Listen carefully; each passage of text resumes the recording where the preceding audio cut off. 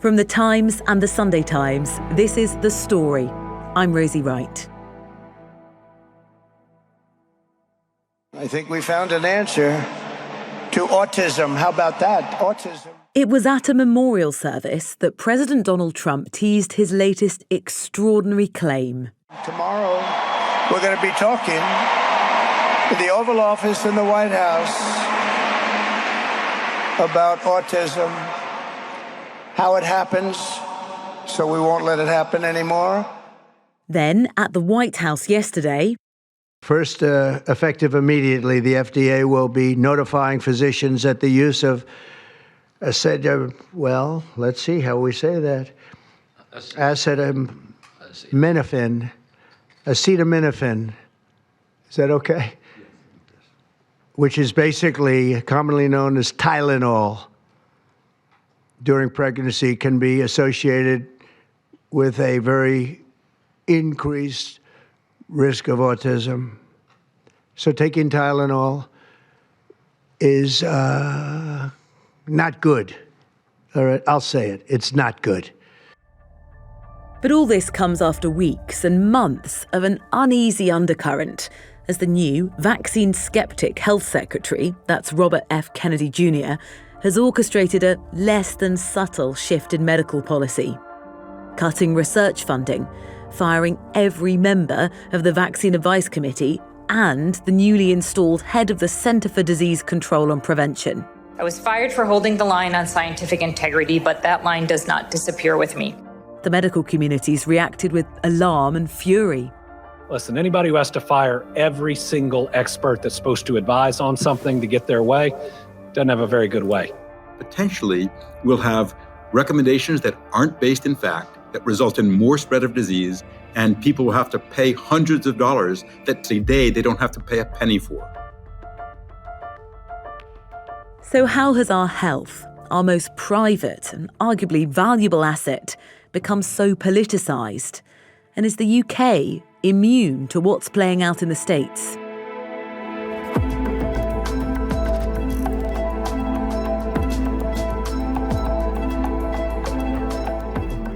The Story today. Has America turned its back on science?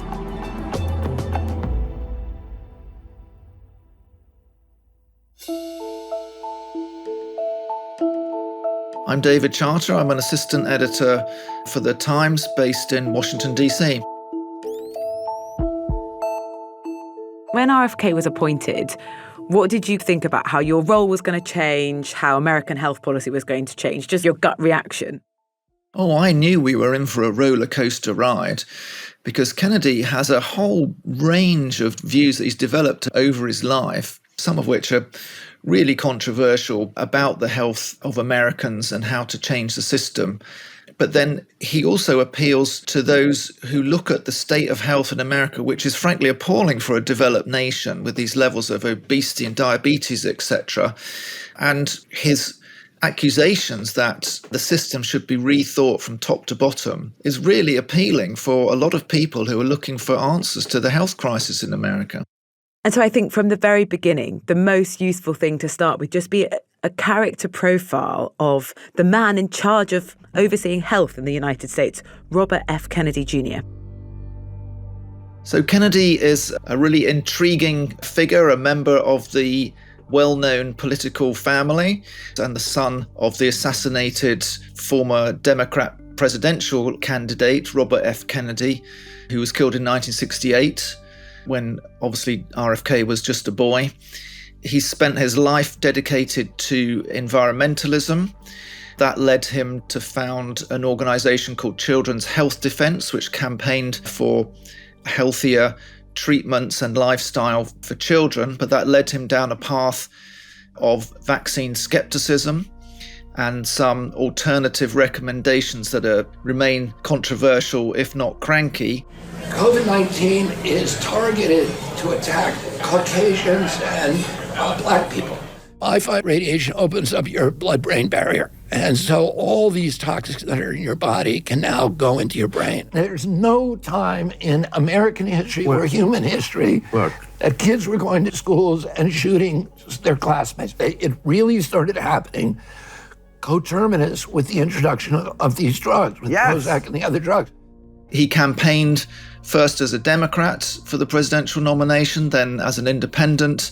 And when that campaign folded, he threw in his weight behind Donald Trump in the 2024 election and was named by him as the Health and Human Services Secretary in his cabinet, much to the chagrin of most of his siblings, who called it even a dangerous appointment for America. So he's part of the MAGA movement that we've all heard about, but is also helping to spearhead the Maher movement. That's Make America Healthy Again. What's that all about? So Maher is something that also grew up in the 2024 campaign, with RFK Jr. leading the charge. It's a strategy that focuses on, very broadly, what Kennedy and others see as the main causes of a chronic illness epidemic in America. In the last 25 years, obesity rates have gone up from 30% to over 40% in the general population. Diabetes is up from 10% in 2000 to over 14% in 2023. And the Maher movement focuses on what it sees as four main causes of health problems, especially in children. That's poor diet, environmental chemicals, lack of physical activity and stress, and over-medicalization. And the over-medicalization sort of play into some of the vaccine hesitancy that we're going to get onto. It means the situation that America sort of inherits now with this new person overseeing health and this new health movement is the latest in quite a long line of skepticism, of medical expertise and the science. There's quite a lot of deep-rooted suspicion there. Yes, what we've seen, especially since COVID-19, is a growing level of skepticism among the general population and particularly Republican voters about what they've been told to do to stay healthy. And that's where RFK Jr. comes in with his long history of questioning what the state is recommending and why. He believes that there's too much influence by the big pharmaceutical companies. That's the over-medicalization aspect, that they're profiteering from the vaccination schedule that's recommended by the government. And how much did all of that shift in the post-pandemic, where suddenly everybody's getting vaccines, some of your freedoms are associated with getting vaccines? It's accelerated some of that negative sentiment. Yeah, it was really fascinating to me. Look, the only time I heard Donald Trump booed at a rally was back in 2021.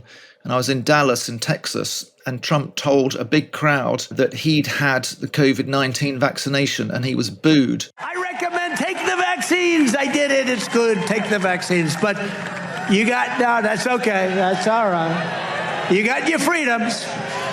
But I happen to take the vaccine.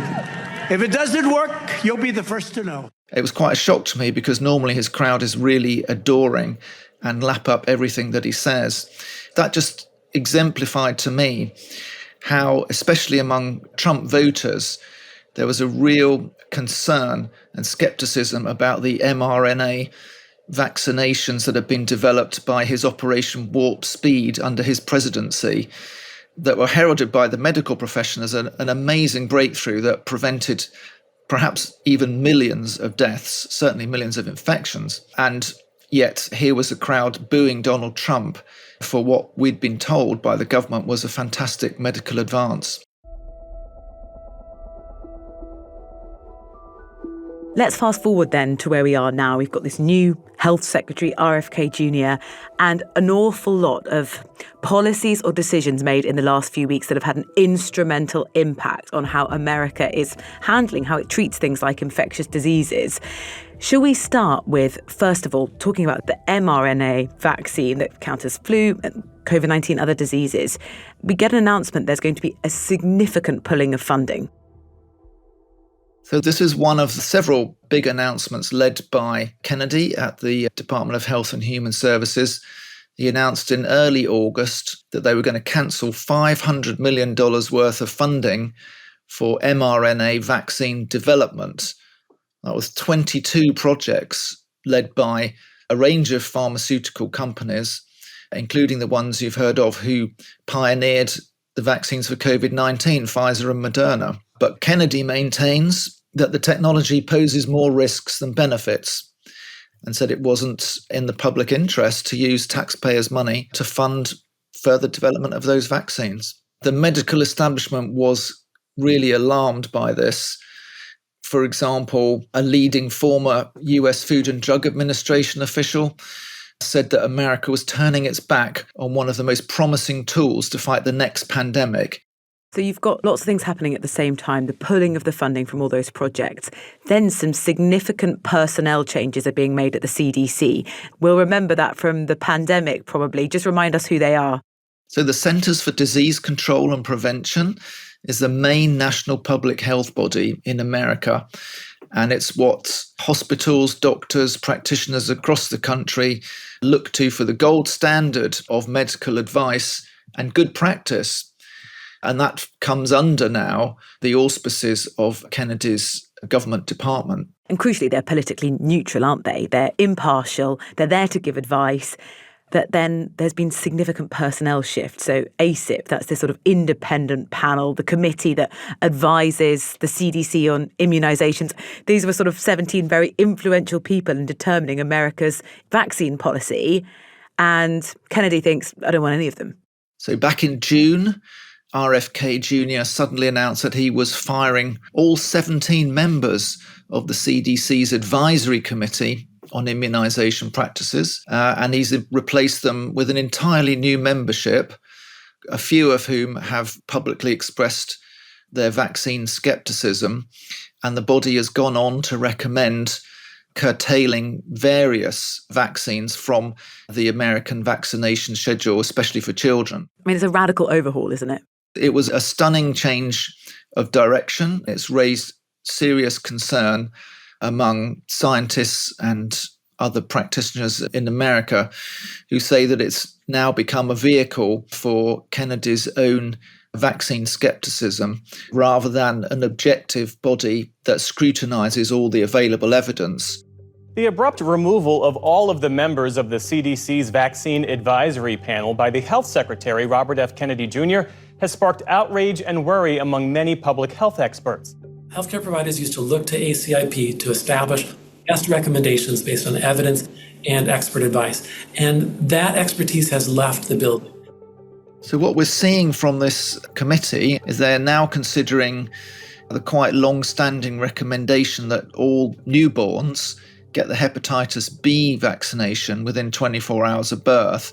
They're also looking at breaking up the quadruple vaccine, the MMRV, measles, mumps, rubella, varicella. There is a slight increased risk of seizures. But again, the established advice has been that the benefit of just giving a combined shot and making sure young infants get everything far outweighs any potential risks.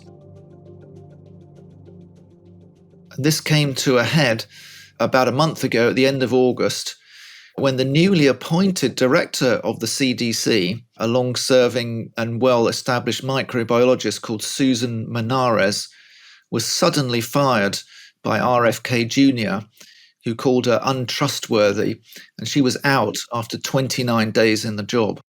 She was pretty furious, wasn't she? But gave evidence to a Senate committee to illustrate the kind of positions that she was put in. On the morning of August 25th, Secretary Kennedy demanded two things of me that were inconsistent with my oath of office and the ethics required of a public official.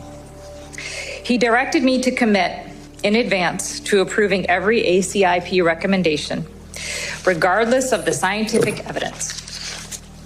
He also directed me to dismiss career officials responsible for vaccine policy without cause. He said if I was unwilling to do both, I should resign. There was a big row that erupted in public where Kennedy said that he couldn't rely on Menares, and Menares revealed her side of the story. She said that it was simply not right for the head of the CDC to agree to changes in the vaccine schedule without looking at the evidence behind it and the reasons for it. I told the secretary that if he believed he could not trust me, he could fire me.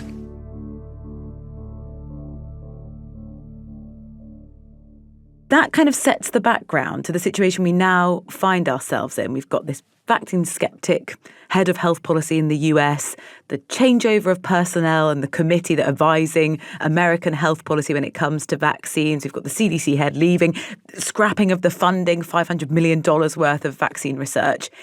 And then we get, at this memorial for Charlie Kirk, the US president speaking and addressing the crowds that were there and those watching from home, hinting that he's going to make a big announcement on autism. What happened? So this was really an extraordinary interlude in President Trump's eulogy to Charlie Kirk, the assassinated young conservative activist. And during that, he said that he would make this big announcement about the causes of autism, which he described as one of the biggest announcements medically in the history of the country. And this was going to be led, of course, by Robert F. Kennedy Jr., who has a long history of linking vaccines to autism. This was one of the key planks, actually, of his Children's Health Defense Organization. For many years, RFK Jr. believed that it was mercury compounds in vaccinations that could lie behind the dramatic increase in autism rates found in America. But these were withdrawn from vaccinations pretty much entirely from about the year 2000, and still the autism levels have been going up. So his quite long campaign against vaccinations for containing mercury did not really seem to have a lot of foundation, even though under the precautionary principle, both in Europe and in America, this mercury compound was withdrawn from, as I say, most vaccinations. One thing that RFK Jr. definitely thinks is a health crisis is autism. Why does he care so much about it and trying to find some sort of radical solution? Well, I actually think that Kennedy has genuine concerns about the poor health of Americans, especially lower income Americans. And I think Kennedy is genuinely motivated by getting to the bottom of it and trying to find solutions, but almost the whole medical establishment says that he just goes down the wrong path. He goes down all these rabbit holes and conspiracy theories, and in fact diverts people's interests and focus from where it should be into well-supported long-term studies, because he's obsessed with particular causes that he thinks lie behind it. We've been speaking to David Charter, the US editor for The Times, about how Robert F. Kennedy Jr., the man overseeing America's health policy, sceptical about vaccines, and is hunting down a cause for autism. But what does the science say? Who better to ask than Tom Whipple? I'm Tom Whipple, science writer at The Times. Tom, the key thing that's capturing attention right now is this link being made between Tylenol use and autism. Can you, first of all, just explain for a British audience what Tylenol is? Tylenol is paracetamol. This is the US version of it. Robert F. Kennedy Jr. came into office in charge of the US health system, and one of the first things he did was begin to look at reasons why autism might be caused by external factors. He has a long history of linking vaccines to autism and vaccines to all sorts of other things. I guess what's slightly left field about this announcement is he's not going to please his base because he hasn't linked a vaccine to autism. As we understand it, they're linking paracetamol taken in pregnancy to autism, and he's not going to please people who aren't his base because it's nonsense. Tell me more. Why is it nonsense? Look, there's some small studies that seem to show an association between taking paracetamol in pregnancy and autism. We should say that paracetamol is one of the few drugs that you're allowed to take during pregnancy. And in particular, there is a paper you can look at that was released earlier this year that was called a meta-analysis that looked at some of these, drew together the evidence and said, look, we think there's a link. Now, the problem with observational studies like this is that you can get links by chance, but almost worse, you can get these things called confounders. So a really good example of this that's quite fun is in the 1980s, we found a strong link between taking coffee and getting, I think it was pancreatic cancer.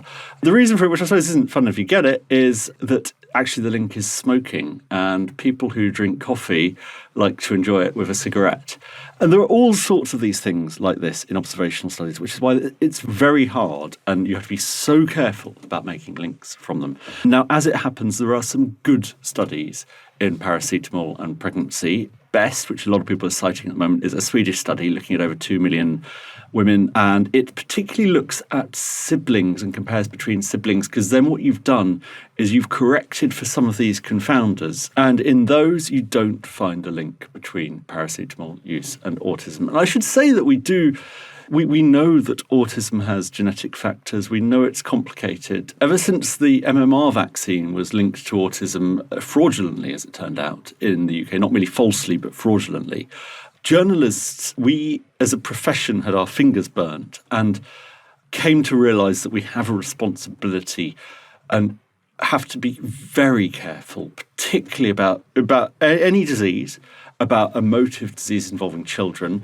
about diseases involving public health interventions, and we have to be super careful. Remind us what went wrong there, because the uptake of the vaccine really started to plummet because parents were understandably, based on what they'd read and they were seen and they were talking about with other parents, were worried that the vaccine was going to give their children autism. I should say at the beginning as well, because I think it's important, there will be lots of people with autism listening to this podcast who will be quite annoyed that we are pathologising something that people don't really live with but are happy with. But let's leave that aside, because obviously there is severe autism, which is something very different as well. There was a small study in The Lancet which made a link between the MMR vaccine. It was trying to find a mechanistic link. It was by the Dr. Andrew Wakefield, who's subsequently been struck off. A lot of the work uncovering the extremely dodgy practices was done by Brian Deere in the Sunday Times, showing that this study, which on its own, even if it wasn't fraudulent, should have never really kicked something off because it was so small, and that science progresses through the accumulation of evidence, not individual papers. But yeah, it led to a very significant scare at the beginning of the 2000s, a drop in MMR uptake, major public health campaigns, but a lot of damage to public health as well and to people's faith in it that has taken a long time to be restored. Could the same thing be happening now with paracetamol, do you think, Tylenol? I think it's incredibly damaging because if you think about the MMR scandal, the government was telling us to take the vaccine. Here we have very senior people, RFK Jr., a man who has also gone on the record as saying that the government might be involved in spraying us with chemicals from aeroplanes, telling people that paracetamol could be causing autism. And then the scientific community has a problem because, debunking is not something that goes down well for understandable reasons, but also it's not a scientific thing to do.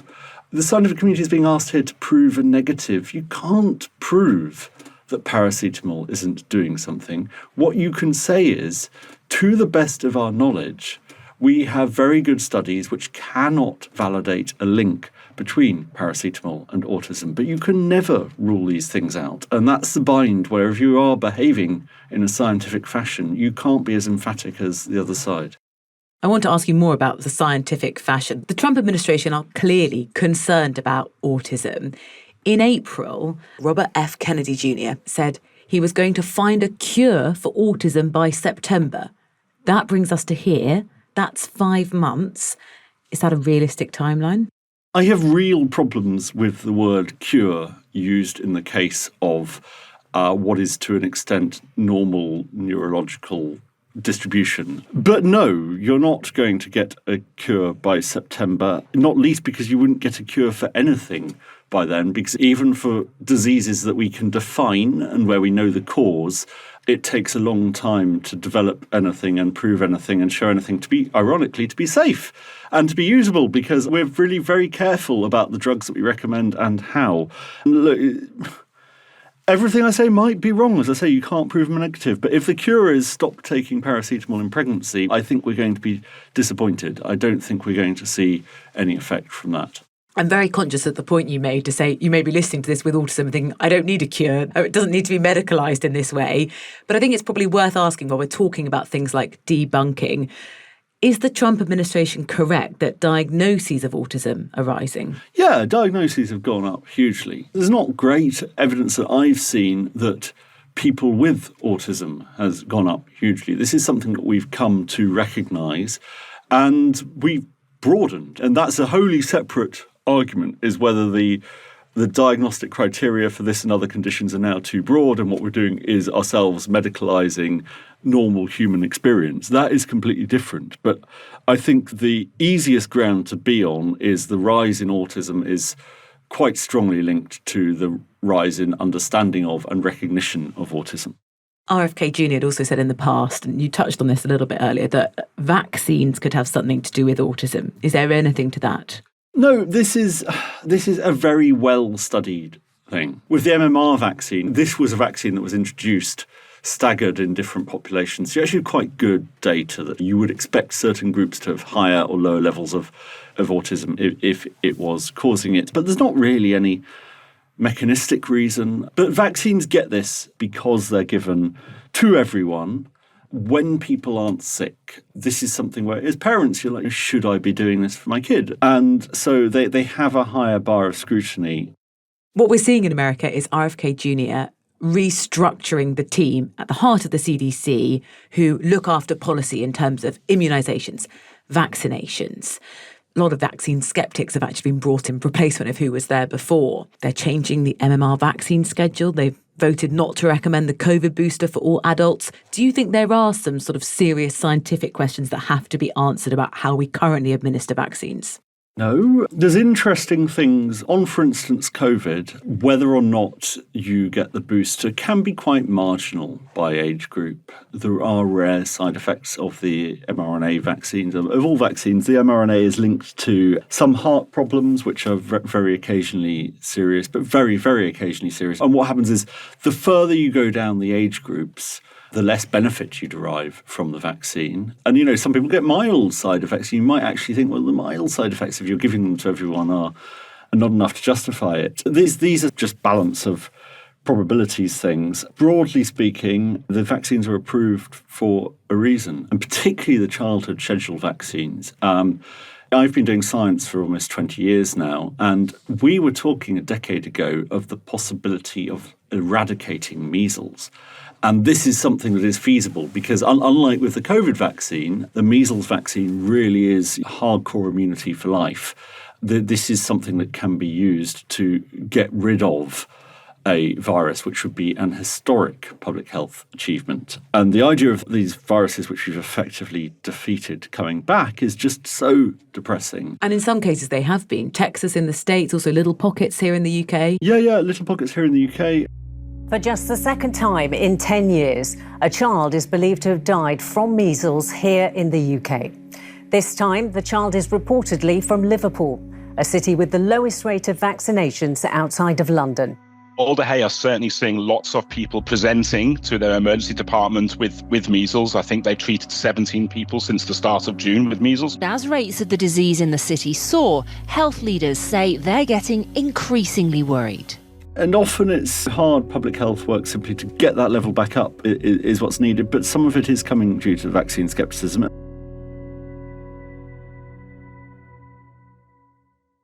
We're sitting here in the UK looking over at what's happening in the US. Is this a US-only problem? Do we need to be nervous about vaccine scepticism or medical misinformation taking hold here? Yeah, look, I hate the word misinformation because there's an element of us on high telling you what is true, when obviously we should be there to try to persuade. Depressingly, for several reasons, I think it's coming over here. This shouldn't be the thing I find most depressing, but it is. The thing I find most depressing is I feel we should just have a sense of just national self-worth and can we not make our own cranks? Can we not get our own lunacy? Why do we always have to inherit whatever goes on in America a few years later? Do you think we are? Yeah, we are. And the reason I think we are is the speech by Aseem Malhotra, who is a British doctor at the Reform Conference a couple of weeks ago. He is a British doctor who, he says, and I have no reason to doubt, because they seem like would-be chums, is advising RFK Jr. He spoke to the Reform Conference about COVID vaccines. He said, An oncologist he knew had told him to say that the king's cancer might have been caused by the COVID vaccines, which is, I find, a really revealing statement, actually a real misstep of his, because irrespective of your views on vaccines, you can see that that makes you a total nut job. Either he does know the king's private medical records, in which case he very much should not be revealing them, or, and it's obviously the or, he doesn't know the king's private medical records, in which case, why are you saying that a 70-something's cancer has been caused by vaccines when you cannot know? And actually we do know, because we do quite good studies. It's boring. And again, it sounds like science from on high. But so how do we know that COVID vaccines are safe? First of all, you do a trial. 20,000 people get them, 20,000 people don't. You follow up. You look to see if there's serious side effects. Weirdly, Yassin Malhotra quoted a sort of reanalysis of this that said that, there are more serious side effects on the side that got the vaccine, which was wrong then. But we don't need that anymore because we've given this vaccine to everyone in the world pretty much. So we would know. We would know if cancer diagnoses were going up. And I don't want to blind people with statistics, but we have cancer diagnoses numbers and they have not gone up. We would also know if vaccines killed people when you gave them to them because, again, we've given them to everyone. Deaths in the UK are in negative excess territory. During the COVID pandemic, we gave out our vaccines during a massive wave. So there was mass death at the time of the vaccines, and the mass death was caused by the virus, but that's hard to tease out. New Zealand was the only country that didn't have COVID circulating whilst they were vaccinating. What did you see? In New Zealand, during that period, there was not a blip in mortality. So the question of COVID vaccines is banal. But anyway, that gets me back to the fact he gave that talk at the Reform Conference. It might be a minority chance, but it is not an outlandish chance that he is our next health secretary. I was just about to ask you, Tom, to say, look, we've got a health secretary who isn't a vaccine skeptic. So is there a danger that health expertise becomes politicised here in the UK too? But it sounds like you're saying very much so, yeah. I think if Reform get in, yeah. And look, I'm here to comment on science. Reform might have wonderful policies. They might have good ideas. It might be just the kicking the establishment needs, but the Enlightenment exists. Let's not abandon it. And these questions, they're not, as I say, they're not even interesting. We have the data. Science always works in shades of grey. It's always balance of probabilities, but we understand pretty well what's going on. And yeah, it is quite depressing if we start inserting these things into our politics. And I think looking at the US, where they now have a health secretary who, at least a year and a half ago, thought it was plausible that the government was using aircraft vapor trails to spray us all with whatever, I think you have to say the future is unknowable and can be quite weird.